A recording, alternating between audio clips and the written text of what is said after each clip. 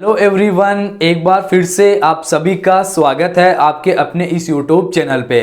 तो गाइज आज के इस वीडियो के अंदर फिर से हम लोग बात करने वाले हैं कि जब आप लोग एप्लीकेशन फॉर्म फिल करने के लिए जाएंगे तो आपको कौन कौन सी ऐसी मिस्टेक है जो कि नहीं करनी है, कौन सी ऐसी गलतियां हैं जो कि अक्सर स्टूडेंट कर देता है, तो आपको वो गलतियां नहीं करनी है।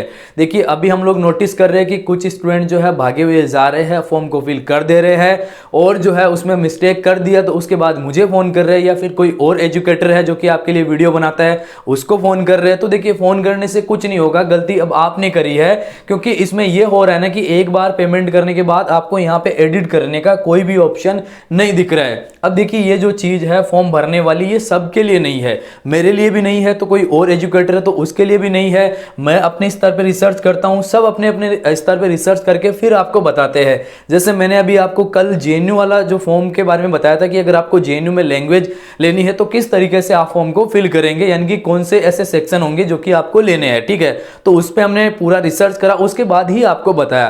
तो अब आप क्या कर रहे हो कि जल्दीबाजी में फॉर्म फिल कर रहे हो। अब जैसे दिल्ली यूनिवर्सिटी की मैं बात करूं तो वहां पे जो प्रोसेस है वो काफी जटिल यहाँ पे आप लोगों के लिए कर दिया है, तो वहां पे स्टूडेंट जो है कंफ्यूज हो रहे हैं। तो अब मैं आपसे फिर से बोल रहा हूं कि आप जब फॉर्म भरने के लिए जाएंगे तो प्लीज थोड़ा रुक जाइए, अभी आप जल्दबाजी मत करिए। अभी आपके पास इनफ टाइम है, 6 मई तक का टाइम है।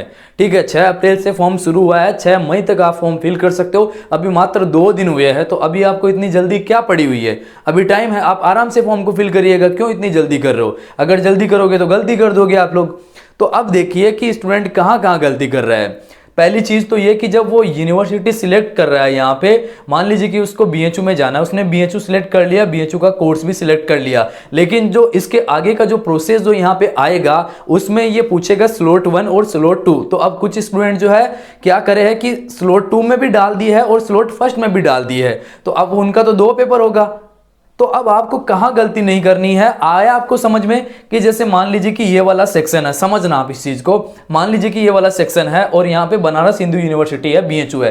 ठीक है, मैंने बीएचयू पे क्लिक करा और बीएचयू पे जैसे ही मैंने यहाँ पे क्लिक करा तो जो है ये प्रोसेस बता देगा अपने को कि बीएचयू के अंदर जो है कि बीएचयू के अंदर क्या क्या इन लोगों ने क्राइटेरिया सेट करा है। अब देखिए बीएचयू में क्या क्या कोर्स है, लाइक जैसे बीए ऑनर्स है जिसमें सोशल साइंस हम लोग बोलते हैं। ठीक है, अब इसमें जितने भी सब्जेक्ट आपके आते हैं वो सारे सब्जेक्ट इसमें आ जाएंगे और इन्होंने ये बोला है, इसमें क्राइटेरिया दिया है कि आपको जो है यहाँ पे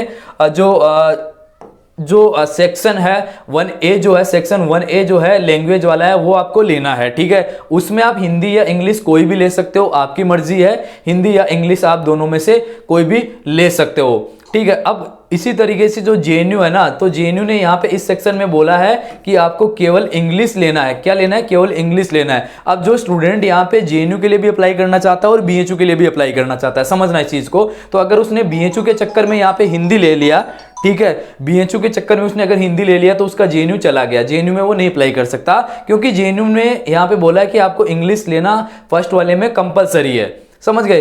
तो यहाँ पे आपको सेक्शन 1 का ए लेना है और यहाँ पे सेक्शन 3 आपको देना है, ये जनरल टेस्ट। तो बीएचयू ने भी ये 2 शर्त यहाँ पर रखी है कि आपको एक तो जो है लैंग्वेज से लेना है, हिंदी या इंग्लिश कोई भी ले सकते हो, और एक आपको जनरल टेस्ट देना है। तो अब जो आगे जो आप ये प्रोसेस करने के बाद जो आपका आगे का जो पेज आएगा, ठीक है, जो आपका आगे का पेज आएगा, 1 सेकेंड, ठीक है, तो उस पेज में जो है आपको क्या करना पड़ेगा, ठीक है, इस वाले में जब आप कर देंगे तो यहाँ पे एक ऑप्शन आपसे आगे पूछेगा, अरे क्या जल्दी पड़ी हो, देखो एक बार फोन नहीं उठा रहे फिर बार बार फोन करेंगे। अब ये हो गया अपने का, ठीक है, ये अपने को जब हम आगे इस पे क्लिक करेंगे तो यहाँ पे अपने को ये पूछ रहा है स्लॉट वाला। ठीक है, अब देखिए यहाँ पे आपने पहले वो समझा कि भाई किस यूनिवर्सिटी का क्या क्राइटेरिया है। अब मैं यही कहना चाहता हूं कि सारी यूनिवर्सिटी का हम एक वीडियो में नहीं बता सकते, आपको खुद को देखना पड़ेगा। जो मैंने पीछे वाला सेक्शन बताया था उसमें खुद आपको जाके देखना पड़ेगा कि अपना जो यूनिवर्सिटी है जिसके लिए मैं अप्लाई कर रहा हूं उसने क्या क्राइटेरिया रखा है, जो यहाँ पे जो जो एनटीए ने सिलेबस जो दिया उसका क्या क्राइटेरिया दिया, उसी सिलेबस के अकॉर्डिंग आप इन दोनों स्लॉट को क्या करेंगे, सिलेक्ट करेंगे, यानी कि इनको फिल करेंगे। जैसे जेएनयू वाले बच्चे हैं तो उनके लिए यहाँ पे फर्स्ट में इंग्लिश आ गया और जो 3rd सेक्शन है उसमें जनरल टेस्ट आ गया, 2 में उनको डोमेन वाले में कुछ नहीं लेना, इसलिए मैंने इनको नॉट एप्लीकेबल कर दिया। तो अब आप पे डिपेंड करता है आप कौन सी यूनिवर्सिटी में जाना चाहते हो और उस यूनिवर्सिटी ने क्या क्राइटेरिया रखा है, ये चीज आपको खुद को समझनी पड़ेगी उस वाले सेक्शन में। अब हर एक का तो मैं आपको नहीं बता पाऊंगा, या फिर और कोई जो एजुकेटर है सब एक साथ एक वीडियो में नहीं बता पाएंगे आपको, तो अब आपको खुद को देखना है। और और यहाँ पे मान लीजिए कि जैसे मैंने जेएनयू का सिलेक्ट करा। अब अगर आपको बीएचयू में जाना है, अब इस कंडीशन में आप समझना कि आपने वहां पे बीएचयू भी सिलेक्ट कर लिया और आपको बीएचयू में भी जाना है, ओके।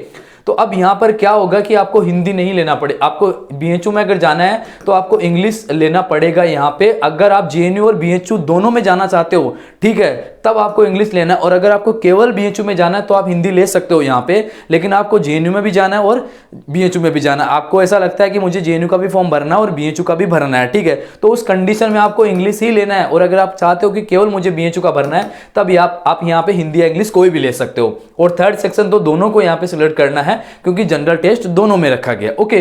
तो इस तरीके से। और अब जो ये स्लॉट जो सेकंड जो है, अब ये ड्यू वाले जो बच्चे हैं वो थोड़ा देखे, क्योंकि ड्यू ने काफी इसको घुमा फिरा दिया है कि हर कोई इसको समझ ही नहीं सकेगा कि जो है उसने ये बोला है कि आपको डोमेन सब्जेक्ट लेना कंपलसरी है, तो आपको डोमेन सब्जेक्ट डालना पड़ेगा। जैसे मान लीजिए कि यहाँ पे क्या करा है ड्यू वालों ने कि मान लीजिए आपको जर्मन करना है, तो यहाँ पे उन्होंने 2 सेक्शन बनाए हैं, लिस्ट 1 ए और लिस्ट जो है बी, ओके। ए और बी ऐसे करके लिस्टें बनाई है उन्होंने।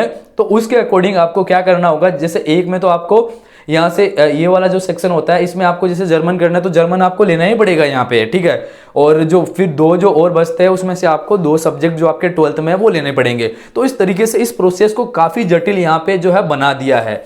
तो इस तरीके से इन लोगों ने ये सारा का सारा प्रोसेस गाइज रखा है। तो आपको क्या करना है, इन्हीं चीजों पे ध्यान देना है। अब देखिए, इसके अलावा मैं और आपको थोड़ा बताना चाहूंगा कि जैसे जो स्टूडेंट कह रहे हैं कि सर मैं एक से ज्यादा जो यूनिवर्सिटी है उसके लिए क्या मैं एलिजिबल हूं, क्या मैं फॉर्म भर सकता हूं? बिल्कुल, आप एक से ज्यादा के लिए भर सकते हो, लेकिन आपको क्राइटेरिया देखना पड़ेगा। जैसे अगर आप जेएनयू में जा रहे हो, ठीक है, या फिर आप बीएचयू में जा रहे हो, ओके, या फिर आप लोग जो है अलीगढ़ मुस्लिम यूनिवर्सिटी में जा रहे हो, या फिर अगर आप लोग जो है इफ्लू में जा रहे हो, ओके।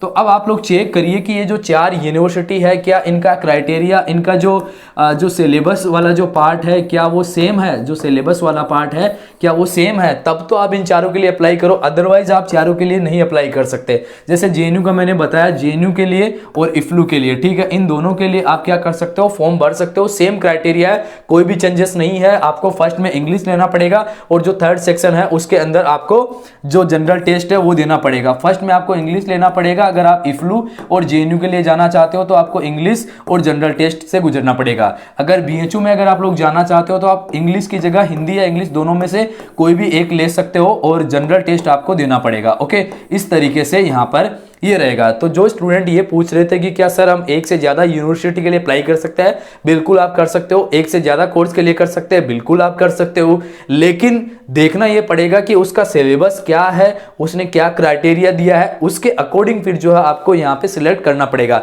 ऐसे अगर आप डायरेक्ट कर लेंगे तो फिर नहीं हो पाएगा। इसके अलावा जो स्टूडेंट सेंटर के लिए भी बता देता हूं कि सेंटर में ऐसा हो रहा है कि मान लीजिए कि आपने दिल्ली ले लिया, तो अब दिल्ली के आसपास के जो भी स्टेट है, मतलब जो दिल्ली से टच करते हैं, तो वो आपको सजेस्ट कर देगा कि आप जो है ये ले सकते हो, इसमें ये डिस्ट्रिक्ट ले सकते हो। इस तरीके से, है ना, सारे आपको इंडिया के पूरे जो स्टेट है वो नहीं देगा। जो आप फॉर्म में जब आप अपना एड्रेस देंगे ना, उस एड्रेस से मिलता जुलता यानी कि उसके आसपास के जो स्टेट होंगे वो आपको सजेस्ट कर देगा कि आपको कौन सा यहाँ पर लेना है, ओके। तो अब गाइज इन्हीं चीजों का प्लीज आप ध्यान रखिए। इन्हीं चीजों पे हम लोग बार बार वीडियो नहीं बनाएंगे। कितनी बार आपको समझाए, आप फोन करते हो, मुझे फोन करो, किसी और एजुकेटर को फोन करो, तो क्या सेम चीज बताने वाले हैं, सेम सबके लिए चीजें यहाँ पे रह रही है, क्योंकि सबके लिए नया है। सब लोग इस पे रिसर्च करते हैं, उसके बाद आप तक जो इन्फॉर्मेशन है वो पहुंचाते हैं। तो प्लीज थोड़ा ध्यान से आप फॉर्म को भरिए, रुक जाइए, अभी टाइम है। मैं तो कहता हूं कि आप 16-17 के बाद फॉर्म भरना स्टार्ट करिए, ओके। टाइम है अभी आपके पास, घबराने की जरूरत नहीं है, ओके। तो इस वीडियो में गाइज इतना ही। और मैं आपको ये भी बता दूं, ये देखिए फोन तो रुकते ही नहीं है, पूरे दिन फोन पे फोन। अब देखिए मैं बात कर रहा हूं कि अगर आप जेएनयू के लिए या फिर बीएचयू के लिए तैयारी कर रहे हैं तो 15 अप्रैल से जो है अपनी क्लास यहाँ पे शुरू हो रही है। 15 अप्रैल से जो अपनी क्लास शुरू हो रही है। वीडियो के डिस्क्रिप्शन बॉक्स में हमारे कॉन्टैक्ट नंबर दिए गए, आप बात कर लीजिए, आपको कोर्स का डिटेल मिल जाएगा। प्राइस भी कोई ज़्यादा नहीं है, केवल 2500 रुपये इसकी फीस है, जिसमें हम आपको जनरल टेस्ट करवा रहे हैं और इसके अलावा जो आपका जो फर्स्ट सेक्शन जो इंग्लिश का है वो हम करवा रहे हैं, ओके। तो आप लोग ज्वाइन कर सकते हो, वीडियो के डिस्क्रिप्शन बॉक्स में इसका डिटेल दिया गया, ओके। तो आज की इस वीडियो में इतना ही।